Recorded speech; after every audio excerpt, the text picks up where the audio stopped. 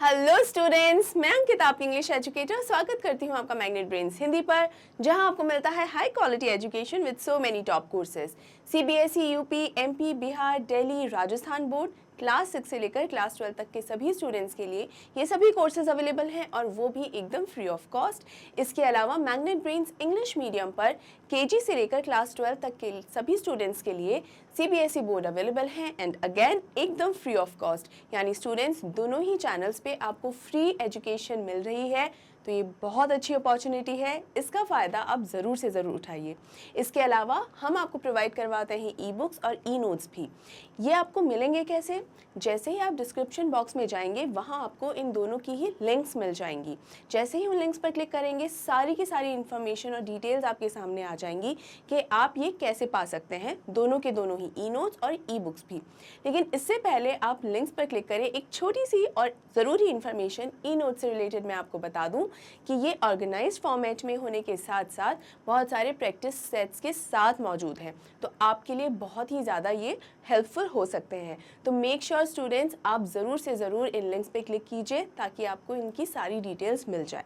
अब इस important information के बाद हम बढ़ते हैं हमारे आज के टॉपिक पे, जो कि है आपका चैप्टर डिस्कवरिंग टुट द सागा कंटिन्यूज। और आज हम कवर करेंगे इस चैप्टर का पार्ट 1, एक्सप्लेनेशन पार्ट 1। तो जल्दी से इस वीडियो को स्टार्ट करते हैं। अब यहाँ पर इस चैप्टर को समझने से पहले हम देख लेते हैं कि इस चैप्टर को लिखा किसने है, यानी इसके ऑथर के बारे में। स्टूडेंट्स, ये लिखा है A.R. विलियम्स ने, यानी N.R. विलियम्स ने। अब ये कौन है? She is an award winning writer, reporter and editor with experience in print, digital products, online news and blogging. Basically students, जितनी भी पुरानी चीज़ें हैं या इस तरीके की जो इम्पॉर्टेंट न्यूज़ होती है, जैसे इस चैप्टर के अंदर एक मम्मी को डिस्कवर किया गया था, उस मम्मी से रिलेटेड जितनी भी चीज़ें थी, जैसे बहुत सारा ख़जाना भी मिला था जब उनका टूम्ब मिला था या उनका जो कॉफिन जब खोला गया था, तो बहुत सारी नायाब चीज़ें उसके अंदर मिली थी। उसी को पूरा कवर किया था विलियम्स ने, A.R. विलियम्स या N. विलियम्स। तो N ने उसे पूरा कवर किया था, पूरा न्यूज़ जो है वो दी थी। तो इसी तरीके की जो नायाब चीज़ों से रिलेटेड न्यूज़ या जो ऐसी इम्पॉर्टेंट न्यूज़ है, उनके साथ हमेशा से विलियम्स का ताल्लुक़ रहा है और वो ऐसी ही चीज़ों के साथ डील करती हैं। राइट स्टूडेंट्स, अब यहाँ मैं आपको एक छोटी सी बात ही बता दूँ, इस पूरे चैप्टर के अंदर काफ़ी इस तरीके की टर्मिनोलॉजी है, ऐसे टर्म्स या वर्ड्स आएंगे जो आप रेगुलर यूसेज में इस्तेमाल नहीं होते हैं, इसलिए इस चैप्टर को समझना थोड़ा सा डिफ़िकल्ट हो जाता है। बट डोंट वेरी, ये चैप्टर मैं आपको बहुत ही ईजी तरीके से समझाऊंगी। 2 पार्ट में एक्सप्लेनेशन है, आराम से समझिएगा। उससे पहले 2-3 चीज़ें और समझ लीजिए। फॉर एग्ज़ाम्पल, इसमें कुछ वर्ड्स हैं, जैसे एक वर्ड है टूम। अब टूम कोई नया वर्ड नहीं है, ठीक है। टूम एक बहुत ही कॉमनली सामने आ जाने वाले शब्दों में से है। टूम का मतलब होता है मकबरा, ठीक है। अब मकबरा क्या होता है? जो ग्रेव होती है ना, कब्र, ग्रेव जो होती है, ग्रेव को क्या कहा जाता है? कब्र। और ये है मकबरा। जो कब्र के ऊपर ही एक और कुछ बना दिया जाता है, जिसे छतरी सी भी कहा जाता है कई जगह पे। तो वो जब और ज़्यादा उसके ऊपर एक सॉर्ट ऑफ बिल्डिंग स्ट्रक्चर अगर कुछ बना दिया जाता है, छोटा होता है, कई बार बड़ा होता है, depending on the person who died, या जिसका ग्रेव है, जिसकी कब्र है, उसके ऊपर वो कैसा रईस था या बिल्कुल गरीब था, उसके अनुसार ही मकबरा बनता है या नहीं भी बनता। अब इस पूरे चैप्टर के अंदर यूजुअली ग्रेव शब्द इतनी बार इस्तेमाल नहीं हुआ है, इनफैक्ट टूम्ब ही इस्तेमाल हुआ है, ठीक है। तो ये जो इसको टोम्ब मत कहना प्लीज़, इट्स टूम्ब, राइट। और बी पर भी, ये जो बी है, इस पर बहुत ज़्यादा स्ट्रेस नहीं दिया जाता है, so it's tomb, right.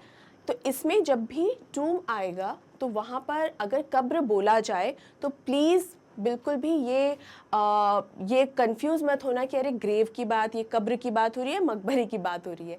Basically एक रॉयल या एक राज परिवार का व्यक्ति है जिसकी कब्र मिली थी, डिस्कवर हुई थी 1922 के अंदर, उसके बारे में बेसिकली बात हो रही है। तो वो जब टूम उसका मिला, उसका जो कॉफिन है वो जब निकाला गया, तो पता चला कि उसके कॉफिन में बहुत सारी कीमती वैल्यूएबल चीज़ें हैं। अब ये कॉफिन क्या होता है, इसे कहते हैं ताबूत। ठीक है, ताबूत, कई बार अपन बात करते करते में ताबूत भी सुनाई देता है, बट इट्स ताबूत, राइट। ताबूत क्या होता है, वही जिसके अंदर जो डेड बॉडी होती है, दफन करने से पहले एक बॉक्स के अंदर जो लेटाया जाता है, वही होता है ताबूत। ठीक है, उसमें रख के उस डेड बॉडी को और फिर दफन किया जाता है, राइट स्टूडेंट्स। अब यहाँ पर ये और ये वर्ड्स, ये दोनों शब्द काफ़ी बार इस्तेमाल हुए हैं, स्पेशली टूम जो है वो कई बार इस्तेमाल हुआ है। यहाँ मैं आपको ये क्लैरिटी इसलिए दे रही हूँ कि थ्रू आउट चैप्टर्स के अंदर जो है, जहाँ पर कॉफिन इस्तेमाल होना चाहिए वहाँ पर भी टूम का इस्तेमाल है, जहाँ ग्रेव इस्तेमाल होना चाहिए वहाँ पर भी टूम का इस्तेमाल है। तो अगर मैं कभी टूम की जगह मकबरा कहूँ या कब्र कहूँ, ये तो कहीं कंफ्यूज नहीं होना, या ताबूत भी कहूँ तो कंफ्यूज नहीं होना है, because in this chapter has been written in this manner only. ये मैंने आपको एक अच्छी सी क्लैरिटी दी है। अब यहाँ पर और एक इम्पॉर्टेंट वर्ड जो है वो आता है, ठीक है, वो है मम्मी। मम्मी, मम्मी नहीं, स्पेलिंग्स सेम ही होती है, MUMMY, लेकिन इसका प्रोनाउंसिएशन जो होता है वो होता है मम्मी। ये क्या होती है, बेसिकली जो इजिप्शियन कल्चर है या एंशिएंट इजिप्शियन जो है, मतलब पहले पौराणिक समय के, पौराणिक काल के जो मिस्रवासी हैं, इजिप्शियंस को या इजिप्ट में रहने वाले लोगों को मिस्रवासी भी कहा जाता है। क्यों? क्योंकि इजिप्ट को मिस्र भी कहा जाता है, जैसे इंडिया को भारत भी कहते हैं, है ना, हिंदुस्तान भी नाम है हमारा। तो इसी तरीके से इजिप्ट को मिस्र भी कहा जाता है। तो पहले के समय में मिस्रवासियों की बहुत सारे अपने ही कॉन्सेप्ट्स थे, अलग अलग कल्चरल बिलीफ्स थे। उसमें से एक बिलीफ ये भी था कि जो व्यक्ति जिसकी डेथ हो जाती है ना, डेथ होने के बाद भी उसका एक लाइफ होती है, जीवन होता है उसका एक, तो उस जीवन को जीने के लिए भी तो उसको पैसे चाहिए, तो उससे रिलेटेड इसमें बात आएगी कि वो कैसे है। ठीक है, इसके अलावा वो जो डेड बॉडी है, उस डेड बॉडी को मम्मी बनाया जाता था, जैसे ऑर्गन्स निकाल लेते थे और जो बॉडी बचती थी उसको कपड़े में लपेट के, कई जगह माना गया है कि पत्तों में भी लपेट के रखा जाता था, बट यूजुअली ये कपड़े में लपेट के और फिर उस बॉडी को ताबूत में बंद करके और फिर दफना दिया जाता था। ऊपर से मिट्टी डाल दी जाती थी और ये माना जाता था कि इस मम्मी को अगर कोई डिस्टर्ब करेगा तो उस पर खुदा का कहर बरसेगा। इस पर कुछ मूवीज़ भी बनी है, जिसमें से एक मूवी जो है the mummy, one of the classics कही जाती है, लेट 90s में वो रिलीज़ हुई थी। अगर मौका मिले तो उसको देखना भी अच्छी मूवी है। ठीक है स्टूडेंट्स, तो यहाँ पर ये मैंने सारी चीज़ें क्लियर कर दी। मम्मी के बारे में आगे और भी बताऊँगी कि मम्मी एग्जैक्टली क्या होती है। ठीक है, तो यहाँ पर मम्मी क्या होता है वो सब हम जानेंगे इस चैप्टर को पढ़ने के दौरान। अभी इस चैप्टर को लाइन बाय लाइन समझते हैं। Okay, he was just a teenager when he died. अब यहाँ शुरुआत ही एक प्रोनाउन से हो रही है और यहाँ क्या लिखा है, he was. Who was this he? ये ही कौन है, किसके बारे में बात हो रही है? ये ही एक HEIR, एयर, यानी हेयर नहीं बोलेंगे या हायर नहीं बोलेंगे, एयर, इसका मतलब होता है वारिस कह सकते हैं, इनहेरिटर, सक्सेसर, यानी वारिस। तो देखिए, he was just a teenager when he died, मतलब जिस टीनेजर की, जिस व्यक्ति के बारे में बात कर रहे हैं, वो सिर्फ बहुत ही कम उम्र का था, सिर्फ टीनेज का था जब उसकी डेथ हुई। टीनेज क्या होती है स्टूडेंट्स? अगर हम 1 2 3 4 काउंटिंग करते हैं तो 12 के बाद 13 आता है, तो 13, TEEN, tin, right.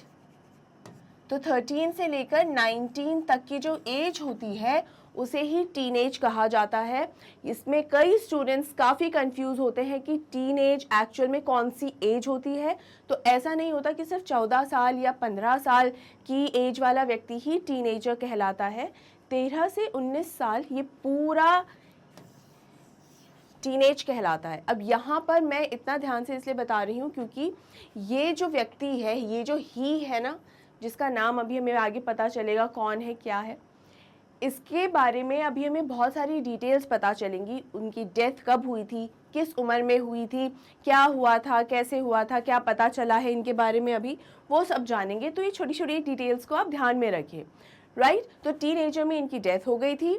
The lost heir of a powerful family that had ruled Egypt and its empire for centuries.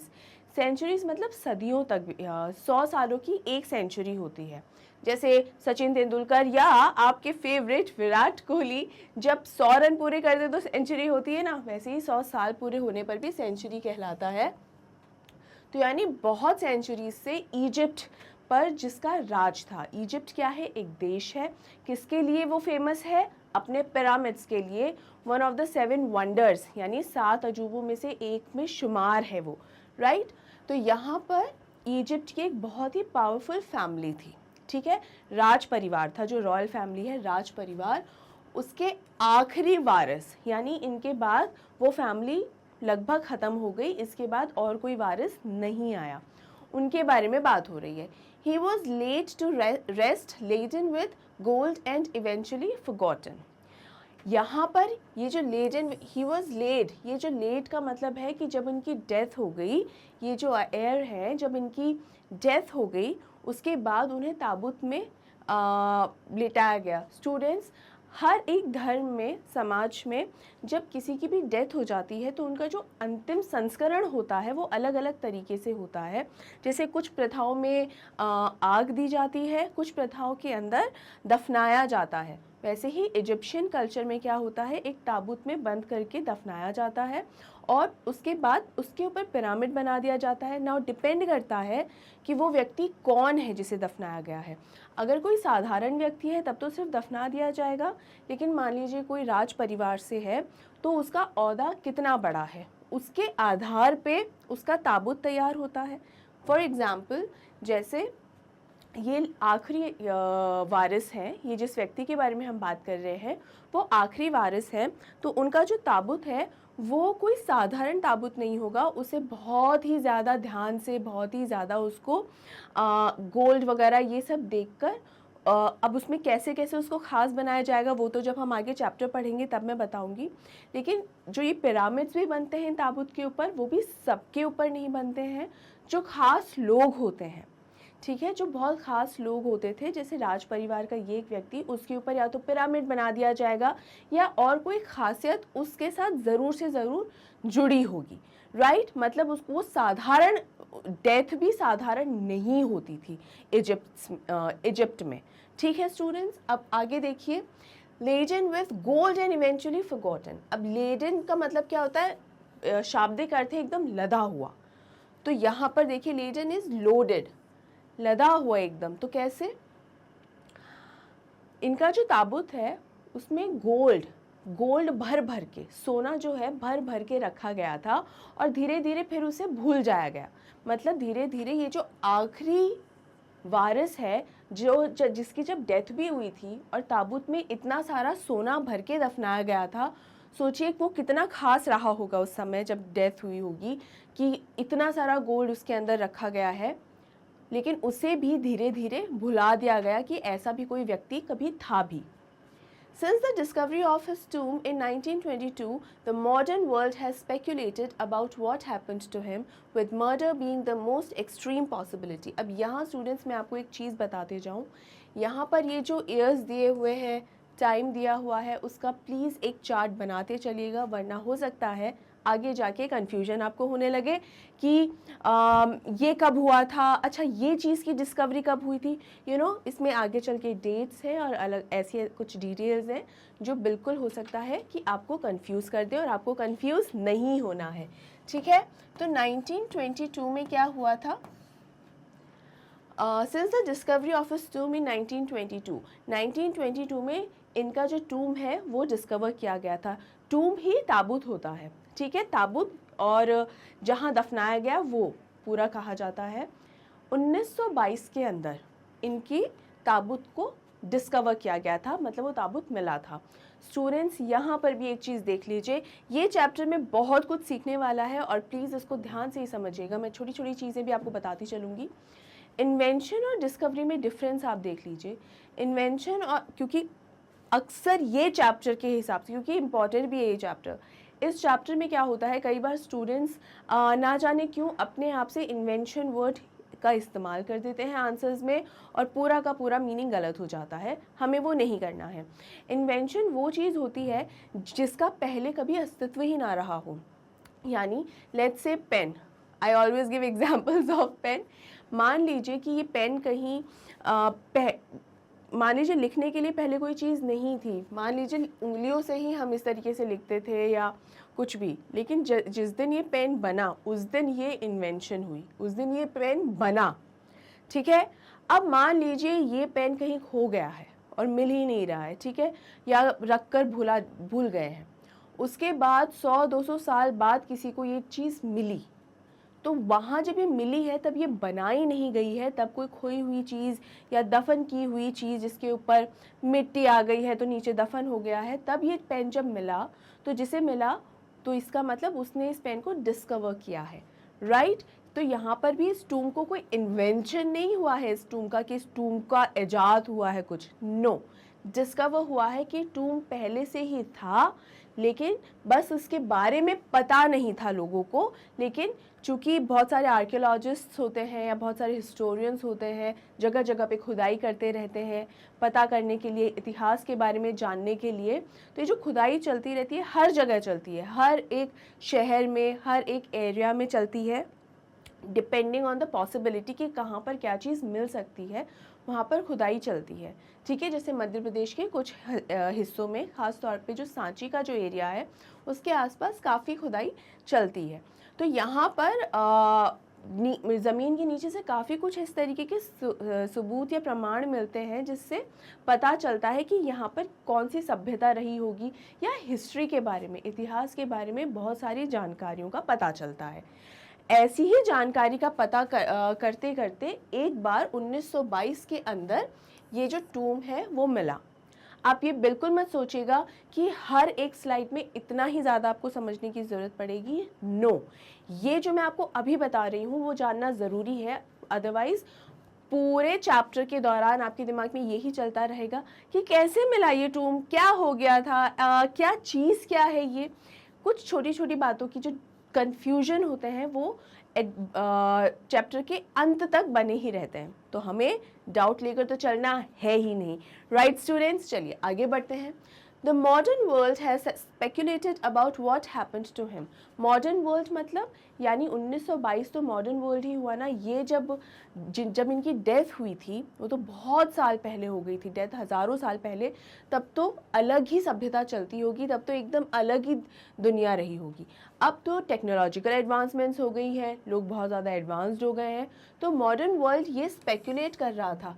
Speculate का मतलब एक अंदाजे लगाना, form a theory without evidence, मतलब अंदाजे लगाते हैं ना कि जिस बात का सबूत भी नहीं होता उसके बारे में ही दिमाग लगाने लग जाता है। ये ऐसा क्यों हो रहा है, ज़रूर ये लेट हो गया होगा या ज़रूर ऐसा कुछ, अपने आप से रीजंस देना, एग्जाम्स में अच्छे मार्क्स क्यों नहीं आए, पढ़ाई नहीं की होगी, आपको क्या पता पढ़ाई नहीं की है इसलिए मार्क्स अच्छे नहीं आए, हो सकता है तबीयत ठीक ना रही हो इसलिए एग्ज़ाम नहीं दे पाए हों इसलिए ख़राब मार्क्स आए, या इसलिए सारे एग्ज़ाम्स नहीं दे पाते हैं तो तब भी खराब रिजल्ट तो ख़राब ही आता है ना। With murder being the most extreme possibility, अब यहाँ पर पूरी जो जैसे ही पता चला इसके बारे में कि ऐसा कुछ टूम मिला है तो न्यूज़पेपर्स में खबर छपी, तो या अलग अलग तरीके से जब खबर फैली तो सब लोग अंदाज़े लगाने लगे, और जो सबसे ज़्यादा जिस चीज़ का अंदाज़ा लगाया गया या कारण समझा गया वो था कि इसका शायद मर्डर ही हुआ है, हत्या ही हुई है। और हत्या कैसे कि भाई आखिरी कोई भी इस तरीके का राज परिवार है उसे ख़त्म करने के साजिशें चलती ही रहती हैं, और आखिरी वारिस है इसे ख़त्म कर देंगे तो पूरा राज परिवार का ही अंत हो जाएगा, तो इस तरीके की साजिशें चलती रहती है। तो सब लोगों का यही अंदाज़ा था मैक्सिमम का, ठीक है, कि इसको किसी ने कत्ल किया है, right. Now leaving his tomb for the first time in almost 80 years, Tooth has undergone a CT scan that offers new clues about his life and death and provides precise data for an accurate forensic reconstruction of the boyish फेरो। अब यहाँ पर ये फेरो है, इसको जैसे हिंदी में अगर हम बोलें तो पारोहा भी कहा जाता है। पारोहा कौन होता है, बेसिकली राज परिवार का जो व्यक्ति होता है ना, कोई भी किंग या राज परिवार के व्यक्ति में जैसे राजा हो सकता है, या राजा के बेटे हो सकते हैं, या राजा के पोते हो सकते हैं, ठीक है। तो यहाँ पर उसे कहा जाता है पारोहा। इन हिंदी प्रोनाउंसिएशन, हिंदी या उर्दू प्रोनाउंसिएशन, इंग्लिश में से कहेंगे फेरोह। राइट स्टूडेंट्स, क्लियर है?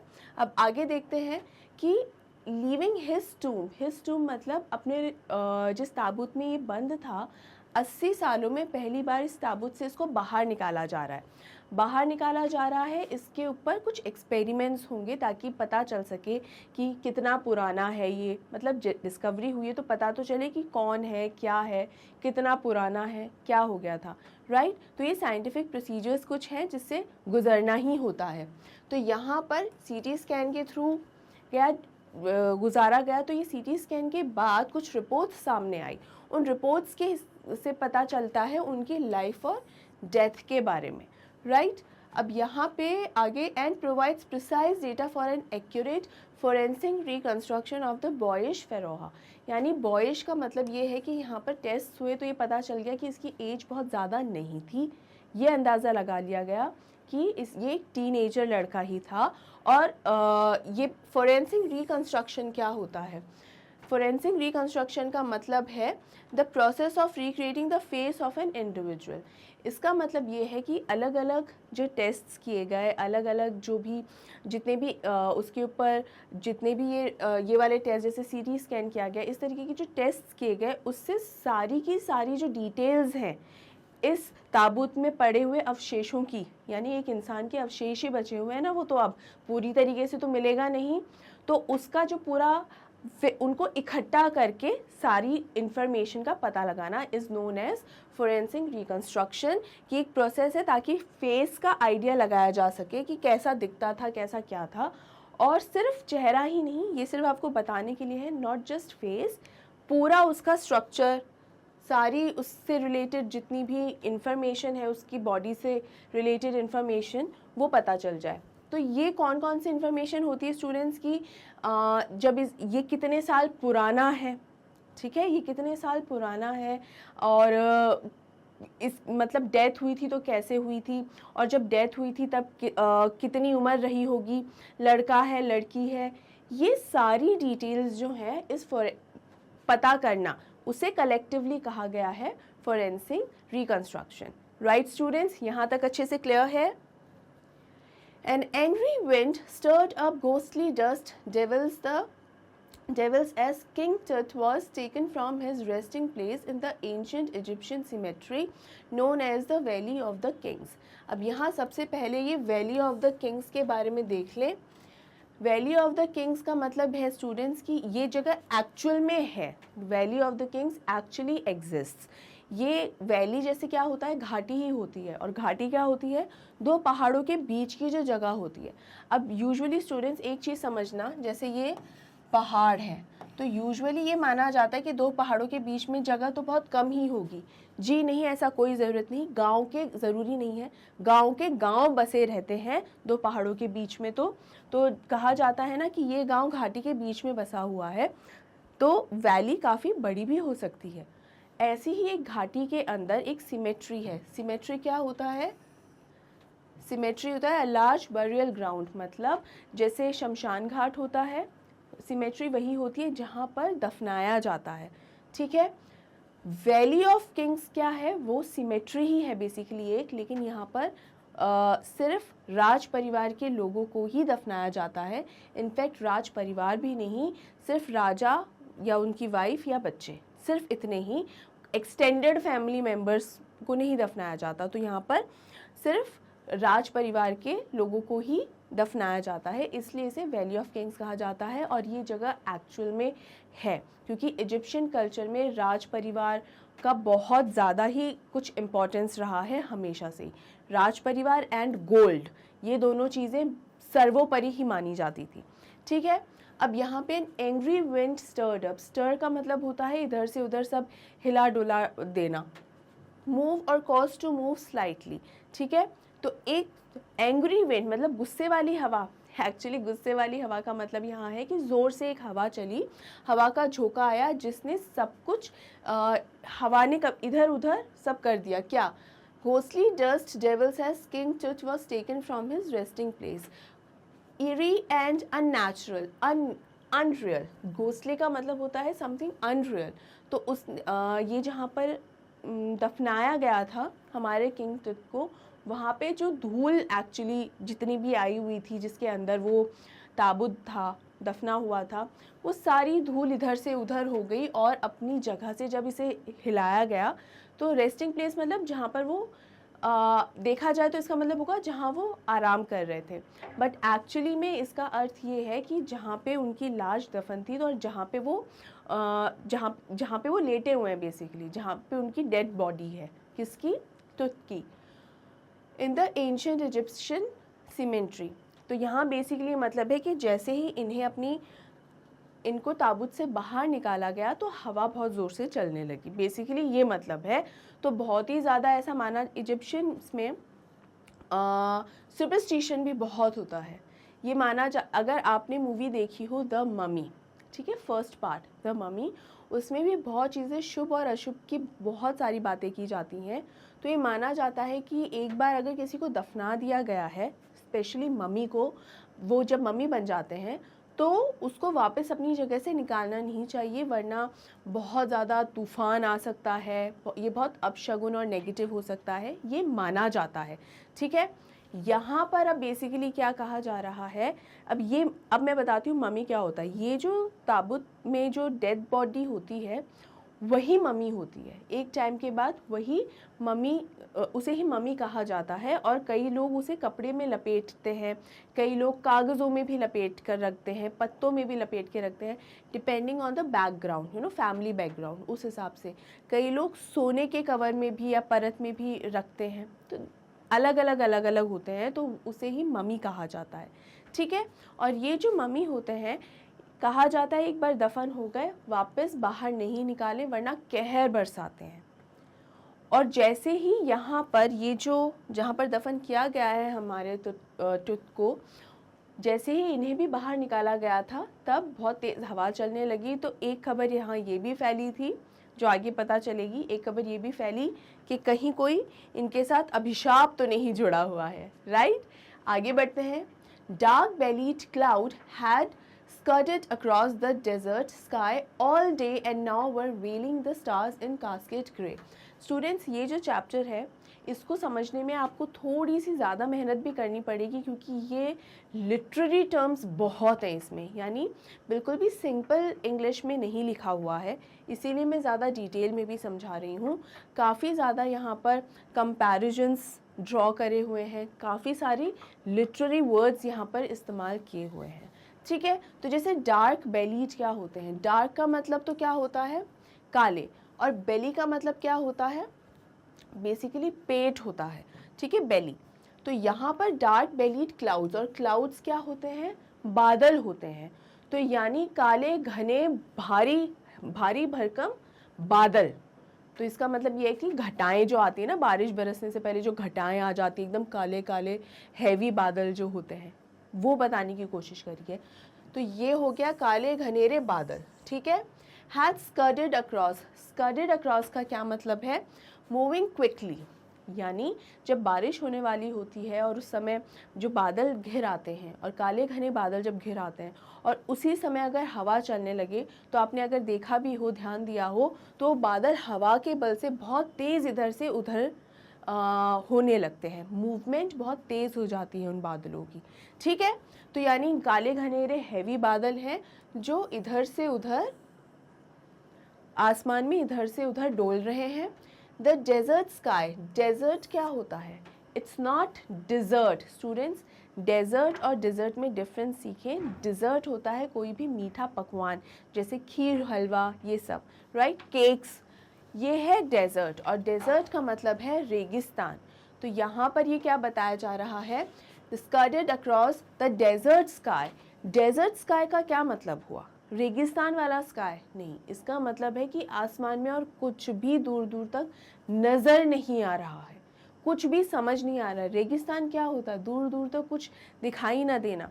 उसके अलावा यहाँ पे इसलिए भी डेजर्ट कहा गया है कि काले घनेरे बादल आते हैं तो उसके बाद बारिश होती है, लेकिन यहाँ अभी तक बारिश यानी पानी जैसा कुछ आसार नज़र नहीं आ रहे हैं, सिर्फ काले बादल ही नज़र आ रहे हैं। सो रेगिस्तान इज़ रिलेटेड टू व्हाट, एक तो पानी नहीं होना, लैक ऑफ वाटर से कंपेयर किया जाता है, और डेजर्ट को किससे कंपेयर किया जाता है स्टूडेंट्स की? उजाड़, कि दूर दूर तक कुछ भी नहीं हो। तो यानी बादल जो है, आसमान जो है, स्काई इज़ व्हाट? आसमान। आसमान भी जो है ऐसा लग रहा है कि वहाँ पानी की एक बूंद भी नज़र नहीं आ रही है। All day and now were veiling the stars in casket grey. Veiling का मतलब होता है घूंघट, और कास्केट ग्रे का क्या मतलब हुआ है? It means that the grey clouds were like a grey coloured casket which contained the stars. The stars are like jewels which are kept in a casket. अब यहाँ पर देखिए, यहाँ पर ग्रे को क्या कहा गया है? क्लाउड्स के लिए ग्रे इस्तेमाल किया गया है कि अब कलर अगर इमेजिन करेंगे, इस तरीके काले घनेरे बादलों का कलर इमेजिन करेंगे तो शेड में होता है, कहीं एकदम डार्क है, कहीं ग्रेइश है, कहीं एकदम ब्लैक है। तो उसे बताया गया है कि बहुत काले घनेरे बादल छाए हुए हैं जो बहुत ही ज़्यादा हवा की रफ्तार से कभी इधर कभी उधर जा रहे हैं, लेकिन पानी की एक बूंद उनमें दिखाई नहीं दे रही है। दूर दूर तक कुछ उसमें नहीं दिखाई दे रहा है। सिर्फ क्या दिखाई दे रहा है? ऐसा लग रहा है कि मानो एक घूंघट सा है, और घूंघट मानो जिस चीज़ का घूंघट है, यानी जिस चीज़ की एक परत सी दिखाई दे रही है, मानो उसके अंदर तारे जड़े हुए हैं। और तारे जड़े हुए का मतलब है यहाँ पर पूरे आसमान को, ये जो पूरा आसमान है उसको एक दुपट्टे से, वेलिंग घूंघट होता है स्टूडेंट्स, ठीक है, वेलिंग होता है घूंघट। और घूंघट किससे आप करते हो? पर्दा किससे करते हो? दुपट्टे से या पल्ले से। तो यहाँ पर पूरे आसमान को एक पल्ले से कंपेयर किया जा रहा है। और जो ग्रे है वो है स्टार्स। ग्रे क्या है? स्टार्स है। तो ऐसा लग रहा है कि पूरा आसमान एक दुपट्टे की तरह है जिसके अंदर तारे जड़े हुए हैं। अब आसमान के तारे जड़े हुए हैं, और दुपट्टे में भी अगर आप देखें, अगर सुंदर बनाने के लिए जो एम्ब्रॉयडरी की जाती है उसमें भी अलग अलग जो बीड्स लगाए जाते हैं उनको भी तारे ही कहा जाता है कि भैया तारे लगा देना इसमें यहाँ। तो पूरे आसमान का देखिए कितना सुंदर डिस्क्रिप्शन यहाँ दिया है। आई एम श्योर कि ये इतना लेंदी डिस्क्रिप्शन है, मतलब 2 लाइन्स हैं सिर्फ, देखा जाए सेंटेंस तो एक ही है, एक ही सेंटेंस जो है उसका इतना ज़्यादा लंबा मीनिंग यहाँ पर है। But just imagine the way this writer has explained it, जिस तरीके से इन्होंने एक्सप्लेन किया है, इसको बताया है, वो बहुत ही सुंदर है। कि जिस तरीके का नज़ारा नज़र आ रहा है, जिस तरीके का नज़ारा अभी है, बहुत ही सूखा सा है, बहुत ही ज़्यादा हल्का सा डरावना भी है, क्योंकि बादल घिर आए हैं, लेकिन वो बादल सूखे हैं, लेकिन फिर भी ऐसा लग रहा है मानो कि एक चूंदर सी ओढ़ी हुई है जिसके ऊपर तारे लगे हुए हैं। राइट स्टूडेंट्स, क्लियर है? समझ में आया? It was 6 p.m. on 5th of January 2005. The world's most famous mummy glided headfirst into a CT scanner brought here to probe the lingering medical mysteries of this little understood young ruler who died more than 3300 years ago. अब यहाँ देखिए, it was 6 p.m. on 5th January 2005. यहाँ पर एक बार date ना देखें, सिर्फ years हम देखें तो सबसे पहले कौन सा ईयर आया था स्टूडेंट्स? अभी 1922, ठीक है। उसके बाद अभी आया है 2005। ये डिटेल्स हमेशा याद रखनी है आपको। 1922 में जो है वो टूम डिस्कवर हुआ था सबसे पहले। कहाँ से हुआ था? सीमेंट्री से। सीमेंट्री क्या है? या तो शमशान घाट, या यहाँ कहना चाहिए कब्रिस्तान एक्चुअली। तो जो कब्रिस्तान है वहाँ से ये जो टूम है वो मिला था, डिस्कवर हुआ था। देन 2005, कितने साल हो गए? लगभग 83 ईयर्स, नॉट लगभग, एक्चुअली 83 ईयर्स ही हुए हैं। इफ़ यू रिमेंबर, जस्ट अभी थोड़ी देर पहले ही मैंने आपको बताया था कि हमारे जो चैप्टर हैं उसमें एक लाइन आई थी ऑलमोस्ट 80 ईयर्स, यानी ऑलमोस्ट 80 ईयर्स, तो ये ऑलमोस्ट 80 ईयर्स ही हो गए, लगभग 80 साल। यानी 1922 के लगभग 80 ईयर्स के बाद 2005 के अंदर, यानी लगभग 80 साल के बाद जो भी इस ताबूत के अंदर जो मिला है, जो ममी मिली है, उसका सीटी स्कैन होगा। उसी जो सीटी स्कैन किया गया था, या सीटी स्कैन एक्चुअली, जो सीटी स्कैन किया था वो पहली बार वो होगा, यानी पहली बार उनको बाहर निकाला गया है और उसका सीटी स्कैन किया जा रहा है। बेसिकली सीटी स्कैन होता क्या है, एक तरीके से कंप्यूटेड जो एक्सरे मशीन की तरह हम कह सकते हैं, जिसमें बॉडी का इंटरनल जैसे हड्डियां वगैरह जो है, बोन्स वगैरह, उनका सारा एक्सरे सा एक आ जाता है आपके सामने, कंप्यूटराइज्ड पिक्चर आ जाती है, ताकि उनकी पूरी हिस्ट्री जो है बॉडी के अकॉर्डिंग जानकर हमें पूरी हिस्ट्री के बारे में पता चल जाता है। जैसे मैंने थोड़ी देर पहले बताया था कि एज वगैरह ये सब कुछ पता चल जाता है, या ये कितना पुराना है, ठीक है, ये सब कुछ पता चल जाता है, ठीक है। तो ये हमेशा इनमें कंफ्यूज नहीं होना है कि इनका स्कैन कब हुआ था। सीटी स्कैन हुआ था 2005 में। The world's most famous mummy glided head first into a CT scanner.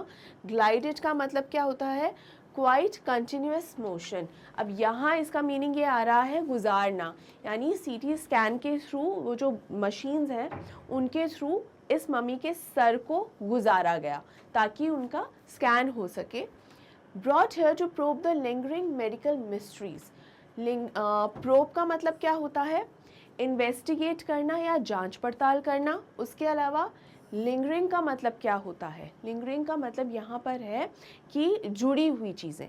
देखिए लॉन्ग लास्टिंग मतलब लॉन्ग लास्टिंग जो टिकाऊ हो, ठीक है, लॉन्ग लास्टिंग वही होता है टिकाऊ हो, लेकिन यहाँ पर इसका मतलब ये है कि medical mystery of this little one, ये जो व्यक्ति है, ये जो ट्रुथ है, उसके साथ जो भी मेडिकल मिस्ट्री जुड़ी हुई है कि किस तरीके से इसकी डेथ हुई होगी, सारे जो मेडिकल बातें हैं कि डेथ किस तरीके से हुई होगी, कब हुई होगी, उसके अलावा एज क्या थी और कितने साल पुराना ये है, ये सारी जो मेडिकल कॉन्सेप्ट्स हैं, ये जो सारी मेडिकल हिस्ट्री जो है इसके बारे में जो जुड़ी हुई है इसके साथ, उन सब का इन्वेस्टिगेट होगा। यानी बेसिकली क्या है, अच्छा, young ruler who died more than 33 years ago, यानी 3300 ईयर्स अगो, 3300 साल पुराना है ये। तो यानी इसकी डेथ कब हुई थी,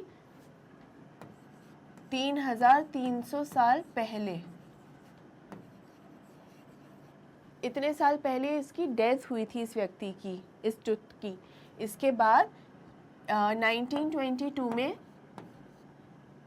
इसके टूम को इसका टूम पहली बार मिला और 2005 में इसके अवशेषों को या इसका जो हेड है उसको सीटी स्कैन के थ्रू पहली बार उससे सीटी स्कैन किया गया बेसिकली, राइट। ये है इसका मतलब। तो यहाँ पर आपको ये जो 3 इंफॉर्मेशंस हैं, ये तीनों की तीनों इन्फॉर्मेशन अच्छे से मालूम होनी चाहिए, क्लियर होनी चाहिए, राइट स्टूडेंट्स। आया समझ में?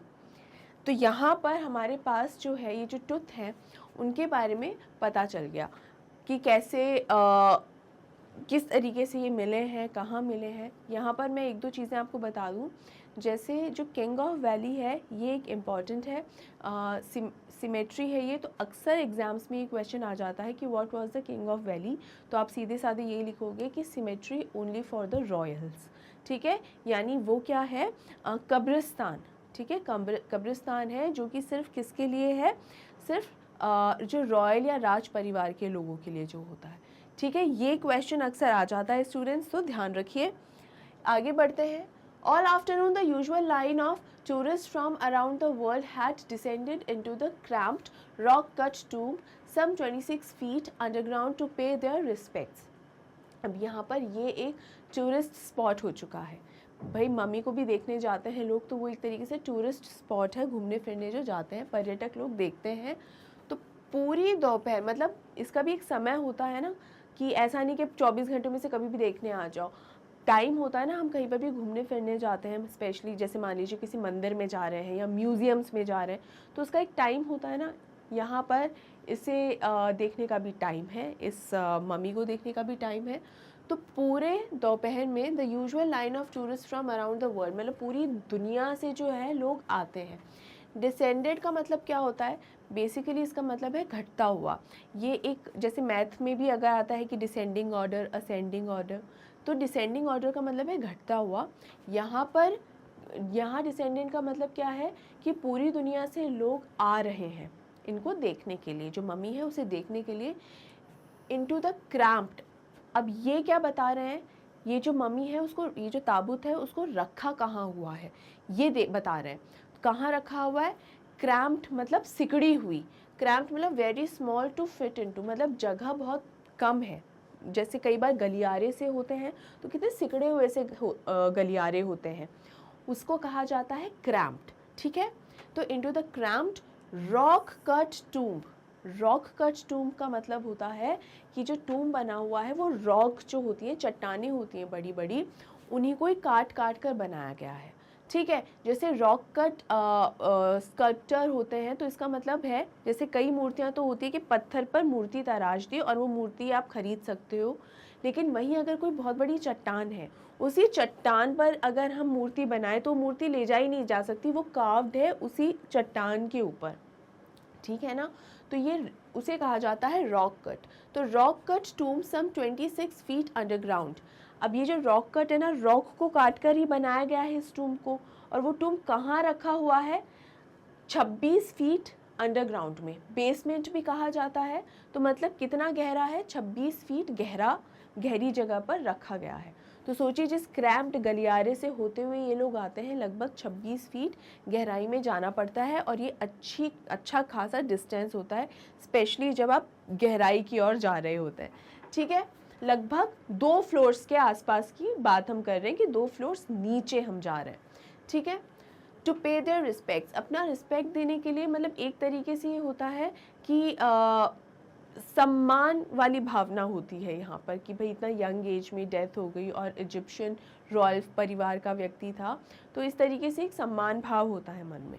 ठीक है, दे गेज्ड एट द मुराल। ये कौन है दे मतलब टूरिस्ट है यहाँ पर। तो टूरिस्ट जो होते हैं वो मुराल्स को देखते हुए जाते हैं जो वॉल्स पे है। तो वॉल्स पे जो मुराल्स है, तो मुराल होता क्या है, अगेन द पेंटिंग्स। ठीक है, अ पेंटिंग और other art work executed directly on the wall. जैसे अब मैंने अभी बताया कि जैसे कोई दीवार है, दीवार के ऊपर ही अगर आप छेनी हथौड़े से कोई पेंटिंग बना देते हैं यदि, या मूर्ति बना देते हैं, तो वो मुराल्स कहलाती हैं। ठीक है, तो वो जो मुराल है उसको देखते हुए जाते हैं। अगर हम कभी म्यूज़ियम्स में भी जाते हैं तो होता ना, पूरी दीवारों पे पेंटिंग्स कहीं सजी हुई हैं, वहाँ मुराल्स की बात नहीं कर रही हूँ, सिर्फ पेंटिंग्स लगी हुई है तो देखते हुए जाते हैं। यहाँ पर भी सब ये देखते हुए ही जा रहे हैं, सारे मुराल्स को देखते हुए जा रहे हैं, जो पेंटिंग्स या जो एक तरीके से मूर्त जो खुदी हुई हैं दीवारों में। ठीक है, ऑफ द बरियल चेम्बर। अब ये बरियल चेम्बर क्या है, वो चेम्बर या वो तहखाना या वो कमरा जिसके अंदर इनको दफनाया गया। किसको दफनाया गया, हमारे टुथ को इनको दफनाया गया। And peered at Tut's gilded face. Peered का मतलब है घूरना, एकदम देखना। तो यहाँ घूरना, किसे घूर रहे हैं, gilded face the most striking feature of his mummy shaped outer coffin lid. अब यहाँ हर वर्ड का मीनिंग आप समझिए। गिल्डेड का मतलब क्या होता है, गिल्डेड का मतलब है covered with a thin sheet और कोटिंग ऑफ गोल्ड। यानी चेहरा जो है इनका, मम्मी जो है, इस मम्मी का चेहरा सबसे एक तरीके से सोने की परत से चढ़ी हुई है चेहरे के ऊपर, और वही सबसे स्ट्राइकिंग फीचर है। स्ट्राइकिंग फीचर का मतलब होना सबसे पर्टिकुलर, या कह सकते हैं कि सबसे ज़्यादा समझ में जो आ रहा है वो चेहरा ही समझ में आ रहा है। एकदम नीट एंड क्लीन तरीके से shape, neat and clean shape में है चेहरा। और ये जो चेहरा है वो ऐसा नहीं जैसे अपना स्किन या कंकाल या इस तरीके से कुछ है, नहीं, उसके ऊपर एक गोल्ड की लेयर रहती है।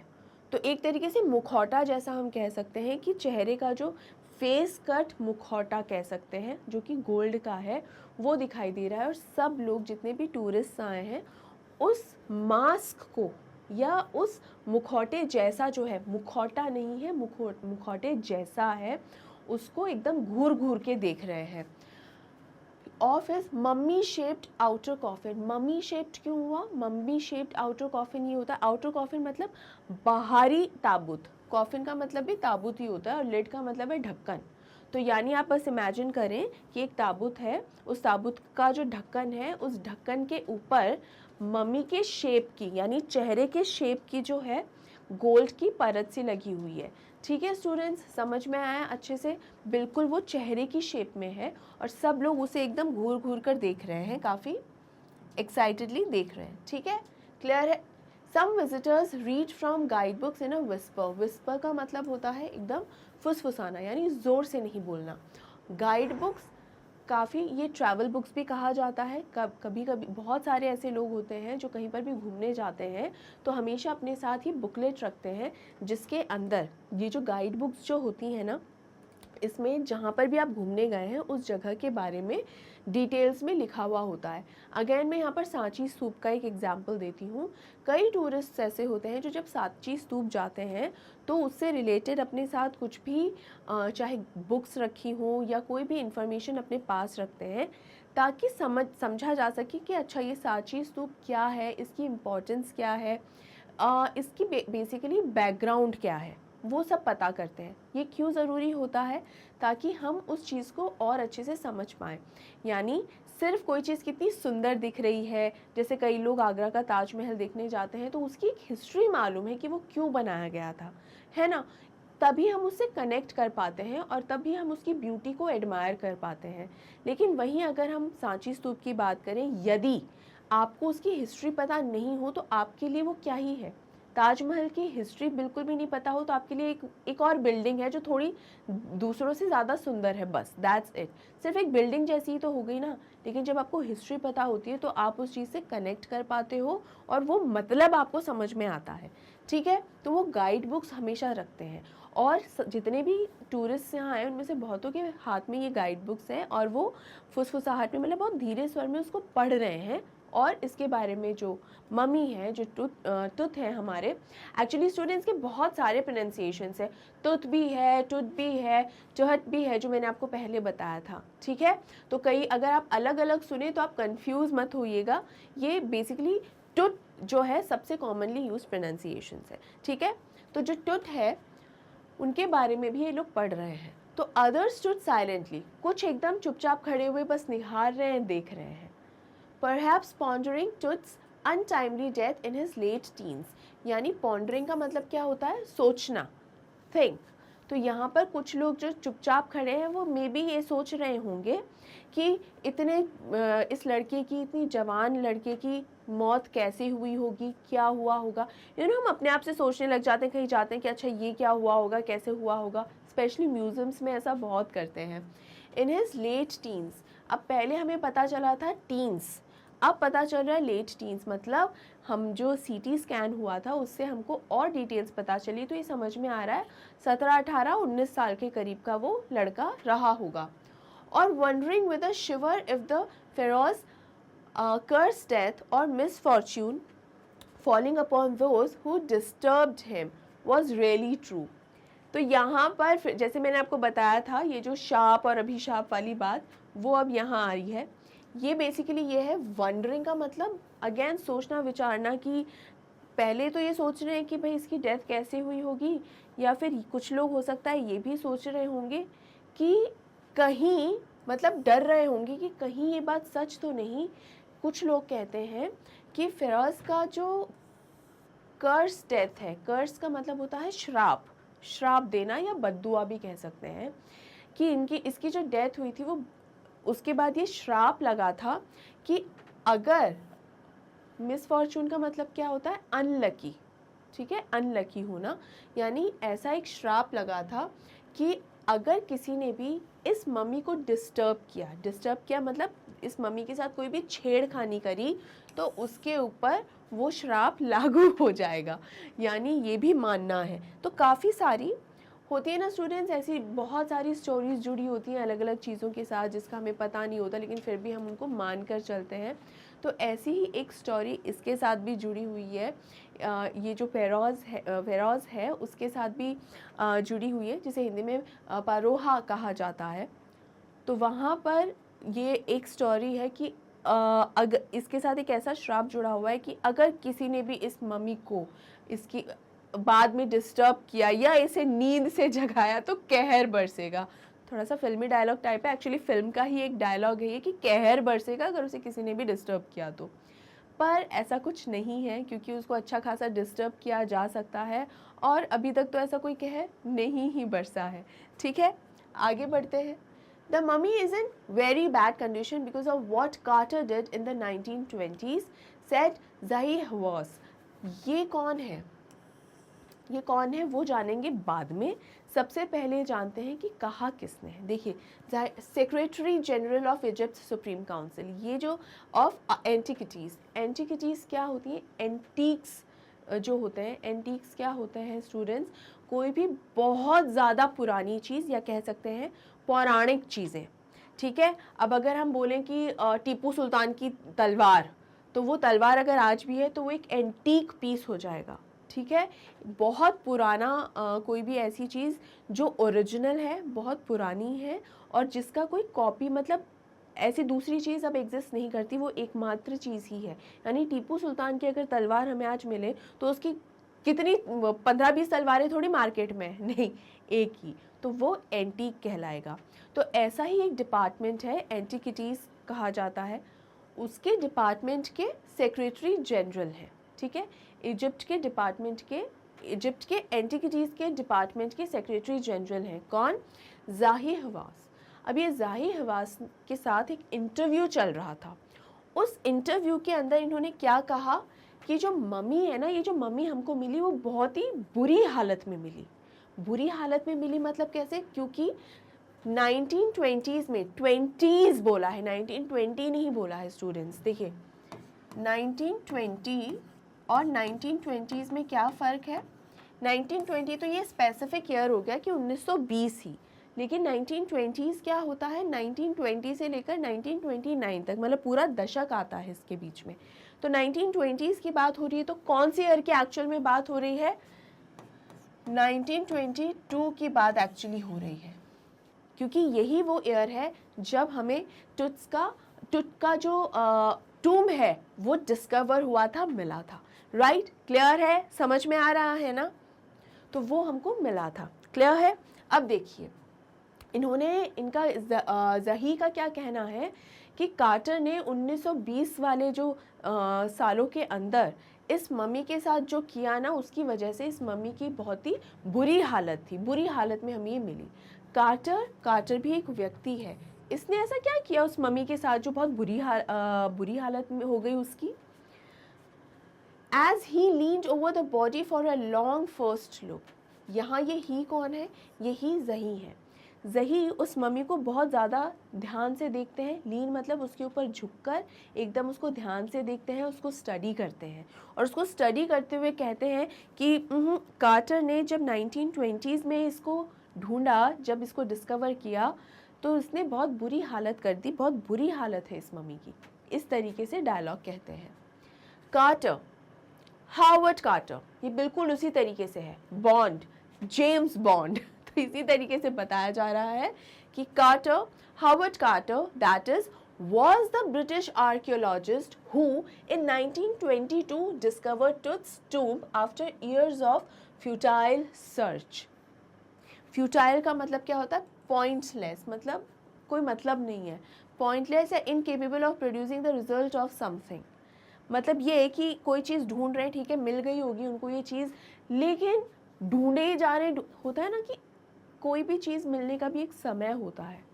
ठीक है, मान लीजिए आपको अभी और इसी वक्त एक पेंसिल चाहिए और आपने कहा कि पेंसिल चाहिए मुझे, ला दो।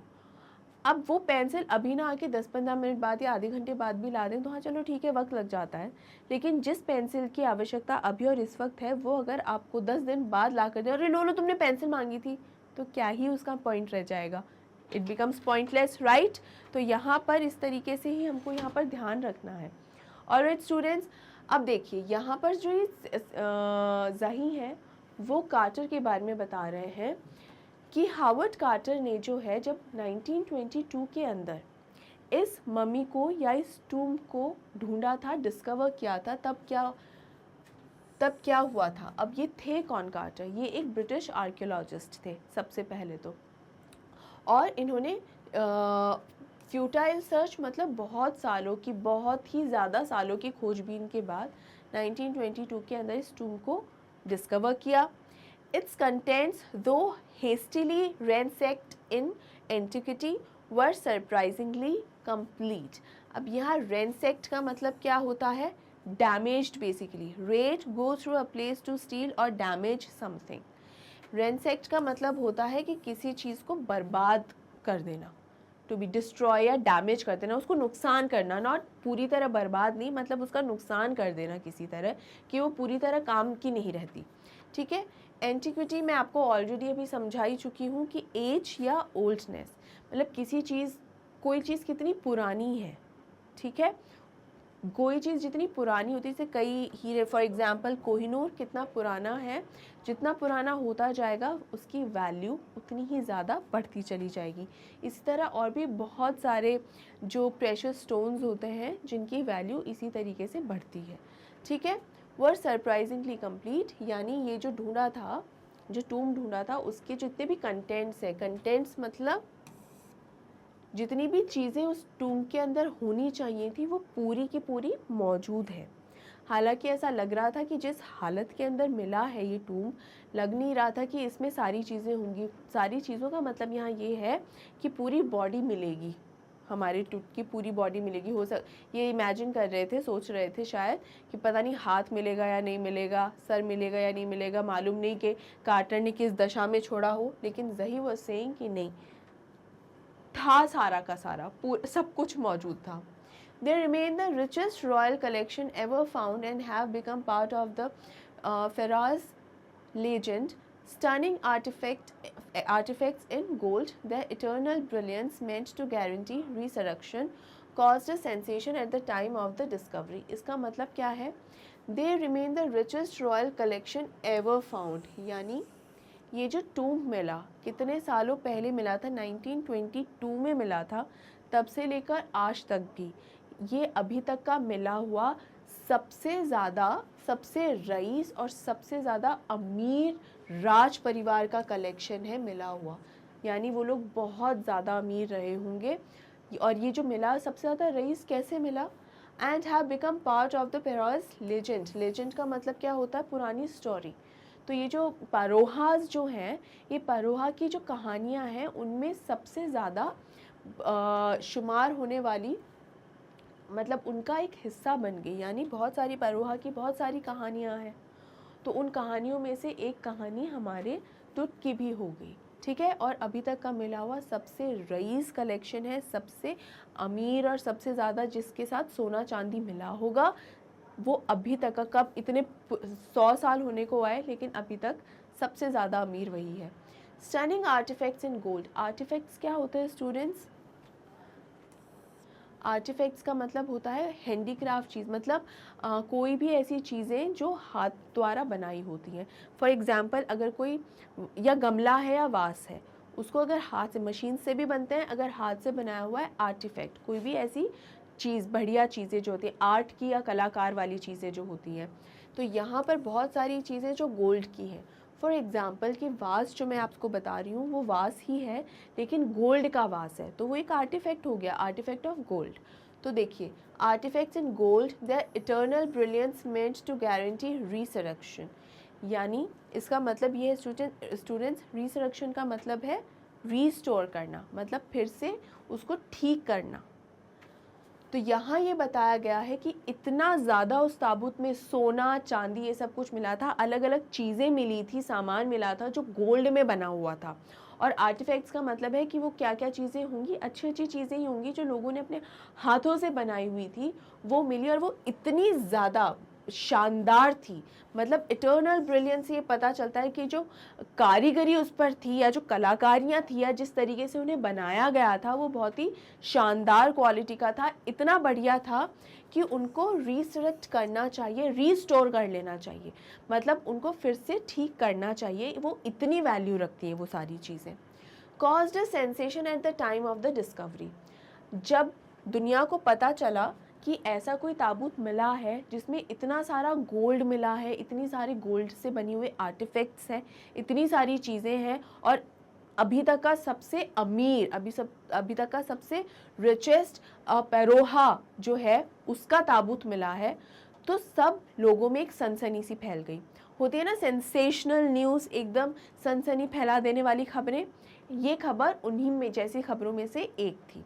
राइट स्टूडेंट्स, तो जैसे ही लोगों को पता चला एक सेंसेशन फैल गया सब में, and still get the most attention. और आज भी ये जो पैरोहा के बारे में या आज भी इस टूम के बारे में जब पता चलता है तो लोग काफ़ी इसमें इंटरेस्ट दिखाते हैं इसको जानने में। They are very interested in knowing all this stuff. इनको ये पता करने में कि हाँ किस तरीके का कैसे and still get the most attention का मतलब ये है कि आज भी लोग अपना जो एक अटेंशन है इसको देते हैं, अपना एक तरीके से इंटरेस्ट इसमें दिखाते हैं कि कोई व्यक्ति कितना अमीर हो सकता है कि अपने ताबूत में मरने के बाद जो है, अपने ताबूत में मरने के बाद सोना भरा हुआ हो। मरने के बाद वो सोना भरने की क्या ही ज़रूरत होती है। But Tut was also buried with everyday things he would want in the afterlife. Afterlife क्या होती है? मौत के बाद की लाइफ, ठीक है। अब यहाँ देखिए मैं एक इजिप्शियन प्रथा या इजिप्शियन ख्याल बताती हूँ, नॉट प्रथा। कई लोगों का इनफैक्ट पहले इजिप्ट में यही विचार हुआ करता था कि जब किसी व्यक्ति की डेथ हो जाती है, चाहे वो कोई भी हो, कोई आम इंसान हो या राज परिवार का, जब उसकी डेथ हो जाती है ना तो उसके बाद वो एक दुनिया से निकल के दूसरी दुनिया में जाता है, ठीक है। अब ये तो खैर हम भी मानते हैं, लेकिन यहाँ पर एक दुनिया से दूसरी दुनिया में जाने का मतलब ये है कि वो ट्रैवल करते हुए जाता है। हम तो मानते हैं ना इसे स्वर्ग और नरक मानते हैं। यहाँ पर ये ख्याल है कि ये जो डेथ हुई है और एक लाइफ से दूसरी लाइफ के लिए जा रहा है, तो यानी वो ट्रैवल कर जाएगा।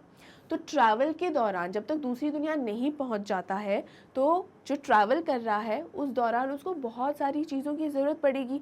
हो सकता है उसे भूख लगे, हो सकता है उसको अपने कपड़े चेंज करने की ज़रूरत पड़े, ठीक है, अपना हुलिया भी कभी कभी सुधारना होगा।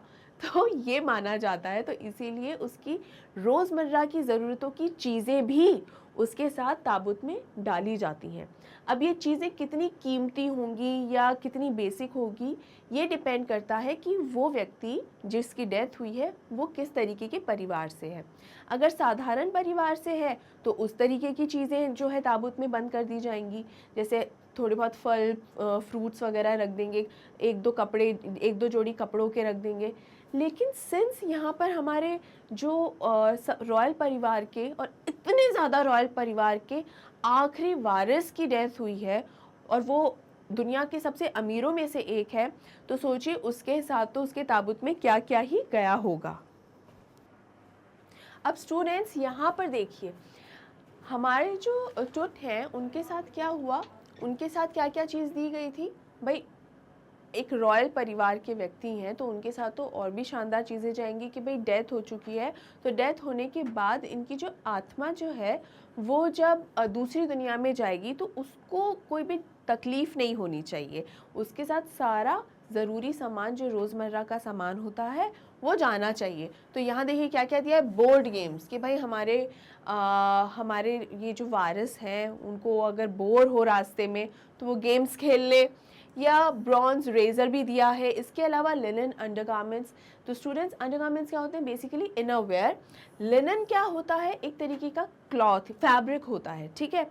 ये मैं आपको क्यों बता रही हूँ, इस पर ध्यान क्यों दे रही हूँ, लिनन पे बहुत ही अच्छी क्वालिटी का ये कपड़ा होता है। यानी एक टाइम था जब सब लोग इसे अफोर्ड तक नहीं कर पाते थे, सोच भी नहीं पाते थे, तो लिनन एक बहुत, आज के टाइम पे तो लिनन बहुत इजीली अवेलेबल है, सबको बहुत बहुत बहुत कॉमनली अवेलेबल है ना। लेकिन एक समय तक अफोर्डेबिलिटी से बाहर था। तो जो चीज़ अफोर्डेबिलिटी से बाहर है उसके अंडरगारमेंट्स उनको दिए गए थे। वो भी किसको दिए गए थे, एक डेड बॉडी को, क्योंकि ये मान्यता थी इजिप्शियंस की कि डेड बॉडी जो होती है उसके बाद जो दूसरी लाइफ में दूसरी दुनिया में जब जाते हैं तो डेड बॉडी को या आत्मा को भी सब कुछ फील होता है। तो हमारे इन फेरोह की या परोहा की या फिर टुट की आत्मा को कोई तकलीफ नहीं होनी चाहिए, वो 100% कंफर्ट में होने चाहिए। Cases of food and wine. Cases का मतलब यहाँ पर क्या है, बेसिकली खाने जिसके अंदर दिए जाते हैं, ताबूत भी बोल सकते हैं एक तरीके से, मर्तबान, नॉट ताबूत, सॉरी, मर्तबान जो है, या जिसको कहते हैं बरनिया। तो यहाँ पर खाने की बर्नियाँ और वाइन की भी बॉटल्स दी गई थी कि भाई वाइन भी कभी मतलब पीनी हो अगर रास्ते के अंदर तो वो पी सकें, राइट। तो यानी कहीं पर कोई भी तकलीफ तुझको नहीं होनी चाहिए, उसका पूरा इंतज़ाम किया गया था, कोई भी परेशानी इनको नहीं होनी चाहिए, राइट स्टूडेंट्स। तो देखिए डेथ के बाद भी कितना कंफर्ट का ध्यान रखा गया है। Then, after months of carefully recording the Pharaoh's funerary treasures, Carter began investigating his 3 nested coffins. अब यहाँ क्या हुआ, जब ये जो टूम है वो जब मिल गया था, फ्यूनररी ट्रेजर्स क्या होते हैं, वही सारी चीज़ें जो गोल्ड आर्टिफैक्ट्स जो सब मिले थे, the valuable things with which the king was buried. मतलब ये टुट जब मरा था उसके साथ जितनी भी चीज़ें ताबूत में रखी गई थी वो बहुत ज़्यादा कीमती थी, बहुत वैल्यूएबल थी। और जहाँ गोल्ड की तो खैर वैल्यू होती ही है, लेकिन इतना पुराना गोल्ड जो होता है उसकी क्वालिटी स्टूडेंट्स बहुत अच्छी होती है, राइट। तो इसका मतलब यहाँ पर उनको लिटरली ख़जाना ही मिला था एक तरीके से, तभी तो अभी तक का मिला हुआ सबसे ज़्यादा रईस वाला ख़जाना है, वो सबसे ज़्यादा जो जिसको कहते हैं कीमती ख़जाना है, ठीक है। तो वो मिलने के बाद काफ़ी कुछ चीज़ें रिकॉर्ड करी गई थी कि क्या क्या मिला है, क्या क्या नहीं मिला, ठीक है। मंथ्स तक तो, महीनों तक तो यही चलता रहा था। उसके बाद Carter began investigating his 3 nested coffins। ये हिल्स कौन है, हमारे फेरोहा है, ठीक है, फेरोहा या परोहा जो मैं बता रही हूँ। तो यहाँ पर इनके 3 nested coffins, 3 nested coffins का मतलब क्या होता है, एक के अंदर एक, यानी टोटल 3 ताबूत है, ठीक है। एक सबसे बड़ा ताबूत है, उसके अंदर एक ताबूत है और मतलब दूसरे नंबर का, और ये जो दूसरे नंबर के ताबूत है उसके अंदर तीसरा ताबूत है, और जो तीसरा ताबूत है जो सबसे अंदर है उसी के अंदर एक्चुअल में वो डेड बॉडी जिसे कहते हैं वो है, यानी हमारा जो टुट है वो एक्चुअल में वो तीसरे नंबर वाले कॉफिन के अंदर है, ठीक है। Opening the first he found a shroud adorned with garlands of willow.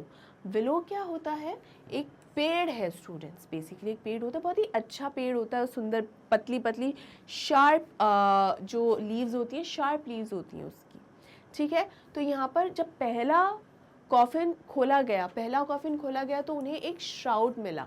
Shroud का मतलब क्या होता है, यानी एक कपड़ा जो है उसे लपेटा हुआ था वो कपड़ा उस ताबूत के अंदर। ये कपड़ा जो होता है, इसे श्राउड क्यों कहा गया है, श्राउड बेसिकली होता है जिसके साथ एक आस्था जुड़ जाती है, ठीक है। ये कोई मामूली कपड़ा नहीं होता, यानी एक मामूली कपड़ा ओढ़ाया जाता है लेकिन ओढ़ाने के बाद वो मामूली नहीं रहता। ये बिल्कुल, अगर हम हिंदू सभ्यता की बात करें तो हम एक मान लीजिए लाल चूनड़ है और अगर माता जी को चढ़ाते हैं, है ना, दुर्गा माता को चढ़ाई, तो वो एक तरीके से मान्यता की हो जाती है, या एक मन्नत वाली चूनड़ हो जाती है, या माता जी की चूनड़ हो जाती है, राइट। तो उसके साथ एक मान्यता सी जुड़ जाती है, गेटिंग द पॉइंट, एक आस्था जुड़ जाती है, राइट। यहाँ पर भी वही श्राउड बेसिकली वही होता है जिससे जो लपेटा हुआ हो, और एडॉर्न्ड विथ यानी पहना हुआ, सुसज्जित हुआ। किस चीज़ से सुसज्जित है ये shroud, garlands of willow. Garland का मतलब होता है मालाएं, तो विलो ट्रीज़ की जो पत्तियां हैं उसकी मालाएं बनी हुई हैं। उसके अलावा ऑलिव लीव्स, जो जैतून होता है उसकी जो पत्तियां हैं वो, उसके अलावा wild celery, lotus petals and cornflowers, the faded evidence of burial in March or April. ये जितनी भी पत्तियां, फूल जिनके बारे में अभी बात हो रही है, हर एक फूल का खिलने का एक टाइम होता है। कुछ फूल होते हैं जो सिर्फ सर्दियों में खिलते हैं, जो सिर्फ गर्मियों में खिलते हैं, हर एक का अपना अपना एक सीज़न होता है। ये जितनी भी चीज़ें हैं उनसे समझ में आ रहा है कि मार्च या अप्रैल में इन्हें दफनाया गया था, क्योंकि ये सीज़न इन्हीं सब चीज़ों का होता है, राइट स्टूडेंट्स, क्लियर है। द फेडेड एविडेंस, एविडेंस का मतलब क्या होता है, सबूत, और फेडेड का मतलब है, फेड का मतलब जैसे अगर हम कलर की बात करें तो कलर फेड हो गया मतलब उड़ गया, यानी धुंधला। तो ये हल्का फुल्का सा एक सबूत है, ये जिससे ये अंदाज़ा लगाया जा सकता है कि इन्हें दफनाया कब गया था, करीब मार्च या अप्रैल के समय में इन्हें दफनाया गया होगा।